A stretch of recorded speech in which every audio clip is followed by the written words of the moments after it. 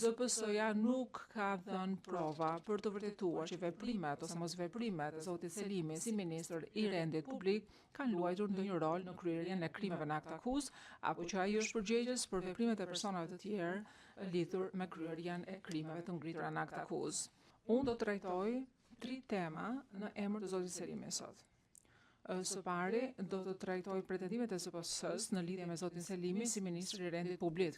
Së dyti, do të trajtoj aspekte të ndryshme të cilat kanë të bëjnë me shkrimet, dorët e mëshërimet që pretendojnë që t'janë bërë prej zotit Selimi, dhe së treti do flasë për përjashtimet për rregullin 140 që ZPS-ja mbulon në disa pjesë të dosjes së saj.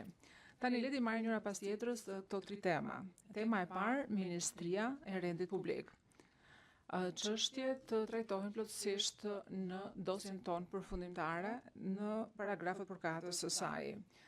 Çështja kryesore në parashtrimet e ZPS-s ka të bëjë me faktin e kontrollit, në qoftë se zoti Selimi ka pasur ndonjë kontroll mbi policinë si ministër i Rendit Publik. Sigurisht do t'ja u shpjegoj për një çast. ZPS-ja nuk ka arritur që të vërtetoj argumentet e veta. Përpara se të vijoj me aspektin e kontrollit plotësisht, megjithatë dua që të trajtoj një çështje paraprake. Për të qenë të qartë, termi policia UÇK-s ose PU-s është një tezë e ZPS-s e hartuar si një kosh ku ZPS-ja mund të hidhë sa më shumë dëshmi përmes provave jogoriore për të dhënë përshtypjen e gabuar që ekzistonte një forcë policia dhe që drejtohej nga zoti Selimi si ministër i Rendit Publik. Pra, është një përpjekje e ZPS-s për të dhënë një përshtypje të gabuar, ndërkohë që ky argument nuk qëndron.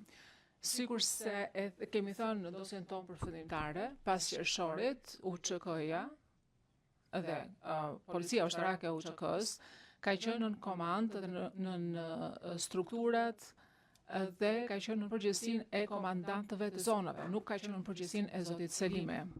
Sigur se kemi thënë në dosjen tonë përfundimtare në paragrafin 452, pas qershorit të 99-s, Policia Ushtarake e UÇK-s mbeti nën komandën dhe brenda strukturave të krijuara të UÇK-s nën kontrollin e komandantëve respektiv të zonave dhe jo nën Selimin. Nuk ka ekzistuar një polici e tillë UÇK-s ose Ministrisë së Rendit Publik që është organizuar ose është mbikëqyrur nga zoti Selimi sikur se pretendon ZPS-ja.